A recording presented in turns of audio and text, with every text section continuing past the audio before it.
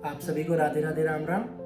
आज मैं उपस्थित हूँ आपके सामने अध्याय 1 का 10वां श्लोक लेकर। श्लोक कहता है, अपर्याप्तम तदस्माकं बलम भीष्माभिरक्षितम पर्याप्तम त्युदिमेश तेषां बलम भीमाभिरक्षितम। इसमें दुर्योधन द्रोणाचार्य जी से कहता है कि हमारी सेना रक्षित है भीष्म जी द्वारा और उनकी सेना रक्षित है भीम द्वारा। तो वो कहता है कि भीष्म के सामने भीम क्या है, तो हमारी सेना ज्यादा स्ट्रांग है और उनकी सेना कमजोर है। ठीक है, अब वो तुलना किसकी कर रहा है? भीष्म और भीम की। देखिए, भीष्म की हम तुलना फिलॉसफिकल ढंग से कर चुके हैं भ्रम से, और भीम की तुलना हम कर चुके हैं भाव से। तो भावपूर्ण ईश्वर के प्रति अपना समर्पण और भ्रम में पड़े रहना ईश्वर को लेके, सत्य को लेके। अब आप ही स्वयं बताएं कौन ज्यादा मजबूत पक्ष है, भाव या भ्रम? ठीक है ना। अब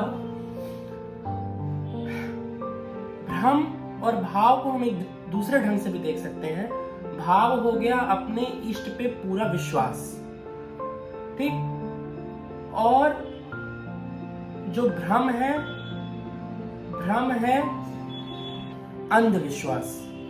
ठीक है, अंधविश्वास अपने इष्ट, वो भी अपने इष्ट पर नहीं, उसको पता ही नहीं है कि इष्ट क्या है और कौन सा पक्ष है, क्या पक्ष सही है, क्या पक्ष गलत है। अंधविश्वास के पास अपना विवेक नहीं होता।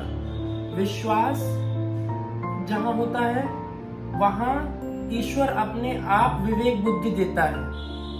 ठीक है, पर अंधविश्वास के पास न विवेक होता है न बुद्धि होती है। वो केवल अपने इमोशंस के हिसाब से चलता है अंधविश्वास।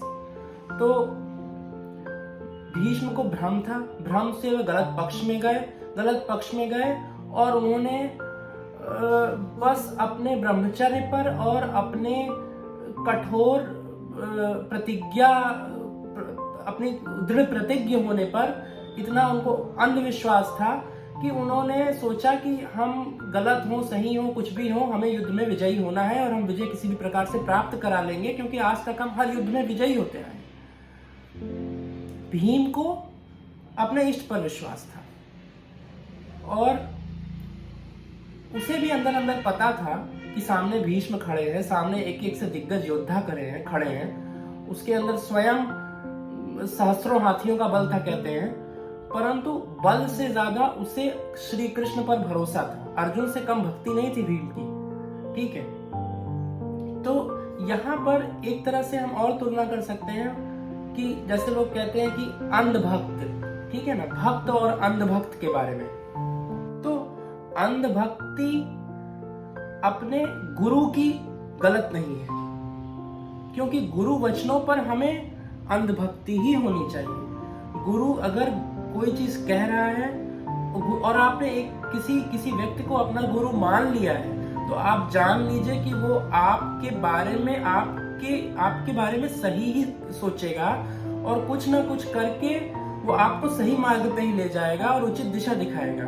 आपके सामने वो आपको फटकार सकता है, डांट सकता है, आपको जिस टॉनिक की जरूरत होगी आपको वो टॉनिक देगा, लेकिन वो आपको अंततोगत्वा सही मार्ग पे ही ले जाएगा। तो या तो आप गुरु मानिए मत, और गुरु मान लिया तो फिर भक्ति अंधभक्ति ये सब चीजें आप मत सोचिए। अच्छा, दूसरी चीज, भीष्म अंधविश्वास में थे और गलत क्यों थे? क्योंकि उन्होंने विवेक का इस्तेमाल किए बिना उन्होंने अपने इमोशन से गाइड होके गलत पक्ष को चुन लिया। तो अगर हम गलत व्यक्ति को गुरु चुन लेते हैं, सोचने समझने से बिना सोचे समझे हमने गलत गुरु चुन लिया, गलत मार्गदर्शक चुन लिया, तो हमारे चांसेस हैं कि हम गिर सकते हैं। वहां पर भी हमने ये कहा कि हमारे चांसेस हैं कि हम गिर सकते हैं। जरूरी नहीं है कि हमने गलत गुरु चुन लिया तो हम गिर जाएं। क्यों? क्योंकि जो गुरु तत्व है अपने आप में वो आपको गाइड करेगा। अगर आपका बहुत भरोसा है अपने गुरु पे तो भगवान आपको देख रहा है। अगर आपके गुरु आपको छलने की भी कोशिश करे तो उस गुरु के अंदर जो विद्यमान भगवत तत्व है वो देख रहा है कि ये व्यक्ति इतना भरोसा कर रहा है इसके ऊपर और ये इसको छलने की कोशिश कर रहा है, तो उसको अपनी किए कराए की सजा मिलेगी, लेकिन आप गिरने नहीं पाएंगे। ये काम भगवत सत्ता का है। ठीक है, तो हमें भगवान के ऊपर विश्वास होना चाहिए और हमें कभी गलत मार्ग पे नहीं जाना चाहिए, अपनी ओर से प्रयास करना चाहिए, बाकी तो सब ईश्वर के हाथ में है। ठीक है, तो यहाँ पे भीष्म और भीम की तुलना उचित नहीं है। ठीक, अगर भीष्म अपने आप में बहुत बड़े महारथी थे तो भीम कम योद्धा नहीं था, कोई कमजोर योद्धा नहीं था। और रही बात सही और गलत की तरफ खड़े होने की, तो भीष्म इतने एक्सपीरियंस थे फिर भी उन्होंने गलत का साथ चुन लिया, पर भीम ने नहीं चुना। यहीं पे ये एक लाइन खींच देता है कि सही कौन था और गलत कौन था, विजय किसकी होती और पराजय किसकी होती, यहीं से पता लग गया। ठीक है, राधे राधे, राम राम।